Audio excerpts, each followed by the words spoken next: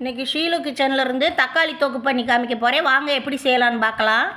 அதுக்கு 1 கிலோ தக்காளி எடுத்து வச்சுருக்கேன். ஒரு 50 கிராம் புளி வந்து வீட்டில் எடுத்த புளி தான், இது தூசி இல்லாமல் இருக்கும். கடுகு, வெந்தயம், உப்பு, காஷ்மீர் சில்லி பொடி, வீட்டில் அரைச்ச மிளகா பொடி. நல்லா உப்பு காரத்தோடு நல்லா இருந்தால் தான் கெட்டு போகாமல் இருக்கும் தொக்கு. வாங்க எப்படி செய்யலான்னு பார்க்கலாம். எடுத்து வச்ச தக்காளி இருந்து காம்பு சைடெல்லாம் நம்ம எடுத்துடணும். வாங்க நம்ம தாளிக்கிறத பார்க்கலாம். இப்போ வெறும் கடாயை வச்சுருக்கேன், நல்லா காஞ்சிருச்சு. வெந்தயம் 1 ஸ்பூனு, கடுகு 1 ஸ்பூன் போட்டு பொரித்து எடுத்துக்கிறேன்.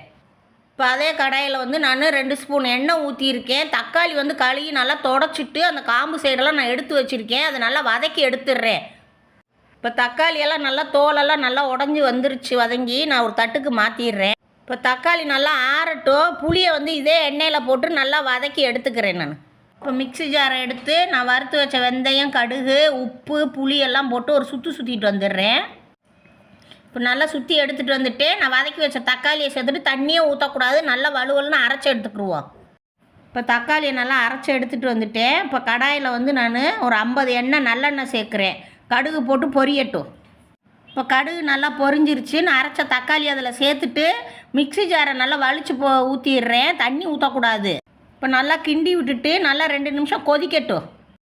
இப்போ நல்லா கொதிச்சிருச்சு. நான் இப்போ பெருங்காயம் வந்து ஒரு சின்ன ஸ்பூனுக்கு 1 ஸ்பூன் போட்டுட்டு நல்லா கிண்டி விட்டுட்டு திருப்பி நல்லா கொதிக்கட்டும்.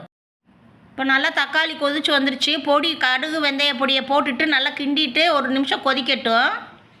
இப்போ நல்லா கொதிச்சிருச்சு. நான் காஷ்மீர் சில்லி பொடி 2 ஸ்பூனு, மிளகா வீட்டில் அரைச்ச மிளகா பொடி 2 ஸ்பூன் போட்டு நல்லா ஒரு கிண்டி விட்டுட்டு நல்லா கொதிக்கட்டும் 2 நிமிஷம். இப்போ நல்லா கொதிச்சு எண்ணெய் நல்லா பிரிஞ்சு வந்துருச்சு. நான் 1 ஸ்பூன் நாட்டு சக்கரை சேர்க்குறேன். நல்லா கிண்டி விட்டுட்டு அடுப்பு ஆஃப் பண்ணிடுறேன். இப்போ தக்காளி தொக்கு வந்து நல்லா ஆறட்டும்.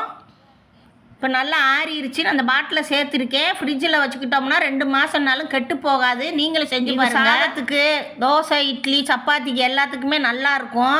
நீங்களும் செஞ்சு பாருங்கள். ஷீலு கிச்சனுக்கு லைக் பண்ணுங்கள், ஷேர் பண்ணுங்கள், சப்போர்ட் பண்ணுங்கள். நன்றி.